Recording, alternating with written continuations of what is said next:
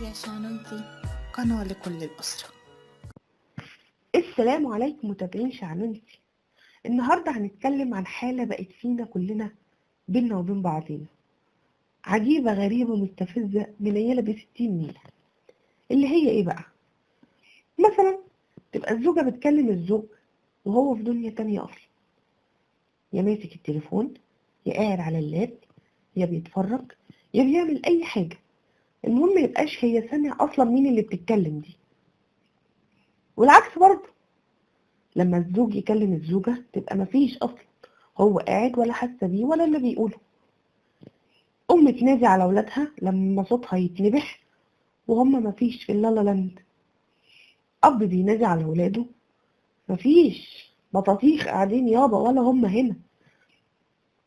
أخت تحكي مع أخوها أو أخوها يحكي معاها وهم مفيش، هما الاتنين إرسال قاطع بينهم، دنيا تانية. خد بقى من الأمثلة دي كتير، تبقى ودن من طين وودن من عجين، وكأن اللي بيتكلم ده شبح معدي في الهوا. طب ليه بقينا كده؟ هي التكنولوجيا وتطوراتها هي اللي خلتنا كده، ولا بنسبة كبيرة منها، ولا احنا اللي بقى فينا الطبع ده خلاص من غير اي سبب؟ مش كفاية اصلا ان احنا ما بقيناش نتكلم مع بعض، بقت حياتنا كلها يا على الواتساب يا على الماسنجر. لا كمان اللي يتكلم ما نبقاش سامعينه ولا مركزين معاه، نودي تحتها، يا اما نقول كنت بتقول ايه، يا اما نقول هو انت كنت بتقول حاجة اصلا، يا اما ترد على حاجة اصلا ما اتقالتلكش، كأنك مغيب مثلا، تبقى انت في دنيا واللي بيتكلم ده في دنيا تانية. الموضوع ده بجد مستفز جدا، الواحد بيتعصب منه لدرجة كبيرة. فيها ايه لو سيبنا اللي في ايدينا واتكلمنا وسمعنا بعض بتركيز؟ خلاص يعني مش الثواني دي اللي هتوقع لنا الوزارة والدنيا هتقوم مش هتقعد عشان ينادوا عليك انك ترجع وتسيب اللي في ايدك. خلاص يعني ده لو بتعمل حاجة مفيدة اصلا. كفاية مشاكل الدنيا، كل واحد بقى عنده ضغوط في حياته، مش هيبقى كمان اننا نتكلم مع بعض ونحكي ونبوظ اللحظات اللي بنتكلم فيها سوا دي بقعدة موبايل ولا لاب ولا تلفزيون. ممكن تقولي اللي بيكلمك ثانية واركز معاك مثلا لو بتعمل حاجة مهمة بجد، واللي يتكلم يختار وقت مناسب للشخص اللي بيتكلم معاه فيه لو شايف انه بيعمل حاجة مهمة.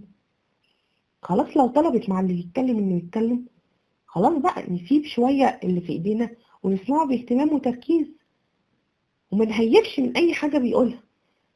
لو حسيت ان الموضوع ما كانش مستاهل انه يتحكي دلوقتي بالنسبة لك، لا هو بالنسبة له حاجة مهمة او عايز يتكلم ويحكي معاك وخلاص، يخلق جو حوار بينكم. خلينا حلوين مع بعض، بلاش نعكها بسبب تطورات الدنيا حوالينا كده.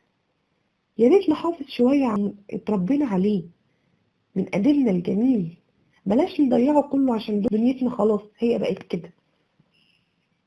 يا رب تكونوا سمعتوا شعنونتي التركيز بقى، وتكون الحلقة حلوة، وهستناكم تقولوا لي الحلقة دي بتعملوا فيها ايه سوا، واستنوني في اللي جاي.